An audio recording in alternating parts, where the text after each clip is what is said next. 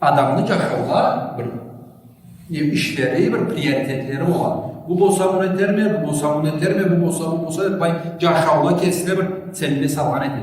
Siz biz kalla hıyanat edip tumanımızdan lağız, bir adamın yan kılman yemeğisine de kelmeydi. Sabimi hafiz edeyim de, sabimi Kur'an'ını vereyim, Kur'an'ını köküreginde tutsun, Kur'an köküreginde bolsun, hayır varsa da Kur'an birgesine bolurca, dış kralgan baradı, koşkan baradı, tavgan baradı, kosmos hamket edip, Kur'an layında bolluktu der. Var mı Allah'ım? Yoktu. Namaz etemiz, oruza tutamız, zekat veremiz, hacılıkya varabız, Kur'an'la cetkelleyim. Kur'an bizde kitabımız olmagança. Malay 3-4 kat cancalılıkla ala çıkmak, malay başına salıp durabız. Tiyerge caramaydı Kur'an'a. Saygilige Kur'an'ı üretirge caramaydı.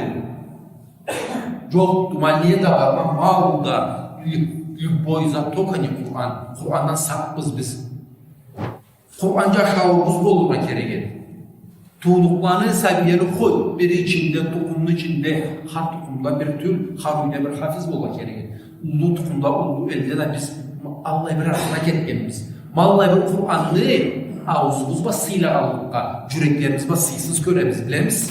Sıyıyarak görsek, millımızdan kan etereyi. Kesim hafiz bolalmağımla, sabimi hafizde göreyim. Kesim hafiz bolalmağımla, tuğduğumu hafiz bol göreyim de, yoktu strimleniya, yoktu anna murat. Çuklap durarız biz o zatlar.